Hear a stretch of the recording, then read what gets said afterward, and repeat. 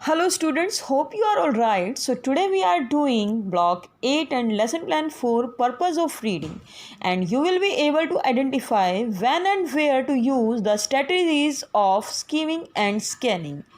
So far, the blog has covered how to effectively skim, scan, and read a text. It also covered the purpose of different reading strategies. You may often struggle to understand when should we use skim and when should we use scan a text. So students, tell me, when should we skim a text and when should we scan a text and when should we read a text. सो हमें कब किसी भी text को, किसी भी book को scan करना चाहिए, कब रीड करना चाहिए, कब स्किम करना चाहिए. So we should skim a text when we want to get a general understanding of what it is about. हम स्किमिंग तब करते हैं जब हमें किसी के बारे में भी जनरल अंडरस्टैंडिंग करनी हो कि एक्चुअली टेक्स्ट है किस बारे में. We scan a text when we want to find specific details. Scanning करेंगे तब हमें स्पेसिफिक डिटेल्स फाइंड आउट करनी होती है. We read a text thoroughly if we want a detailed understanding of it. अगर हमें डिटेल्ड अंडरस्टैंडिंग चाहिए किसी भी टॉपिक की, किसी भी टेक्स्ट की, तो हमें क्या करना पड़ेगा, हमें उसे रीड करना पड़ेगा. So if we are looking for a telephone number in a directory, should we skim, scan or read in detail, why and how should we do it. अगर आपको एक डायरेक्टरी में किसी का टेलीफोन नंबर ढूंढना है तो आप क्या करेंगे, स्कैन करेंगे, स्किम करेंगे, रीड करेंगे, और क्यों और हमें इसे कैसे करना चाहिए. So we should scan the directory to find the number of the person we want to call, because we are looking for a specific detail. We should use the name of the person as a keyword to scan the directory.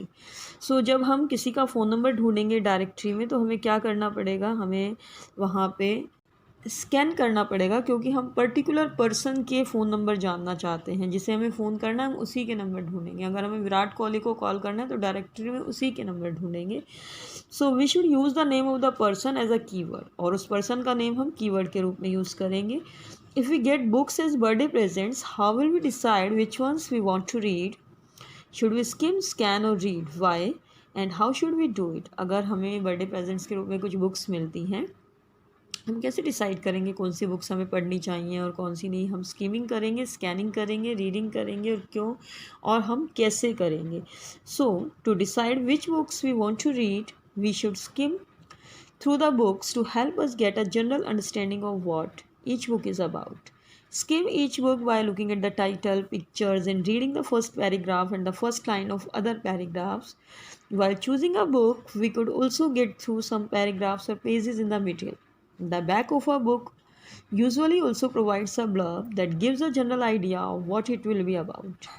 This is the key feature of most books to help a reader skim.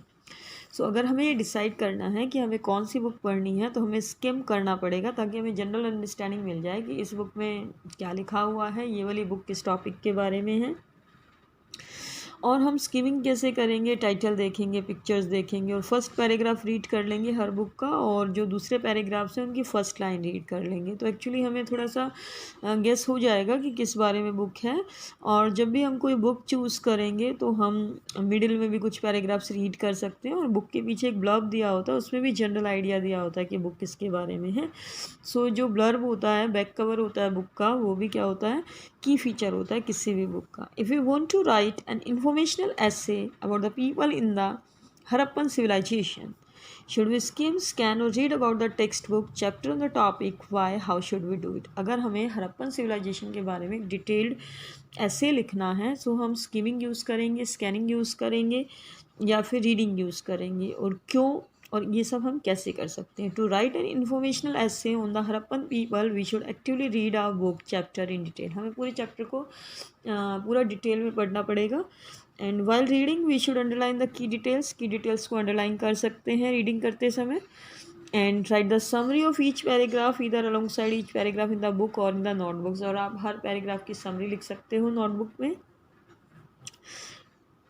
And when should we skim a text, when should we scan a text, and when should we read a text. So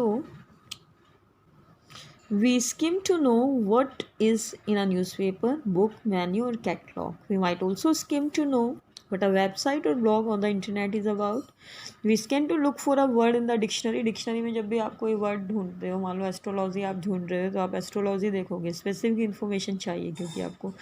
and address in the address diary, address देखना तो भी आप इसी person का नाम ढूंढोगे। और the price of different food items in a menu, जब आप रेस्टोरेंट में जाते हो प्राइस देखते हो, आप देखते हो कि आपको छोले भटूरे खाने तो आप देखते हो छोले भटूरे का रेट क्या है वहाँ पे, तो ये स्कैनिंग होती है। We read a text to find out the author's view on a topic or a detailed understanding of when, how, where, and what something was done.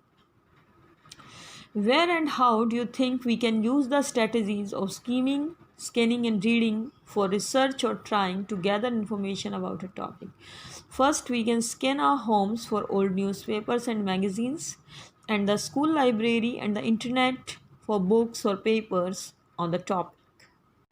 In your Exceed content book at page number 62, you have to do question number 15 in your notebook.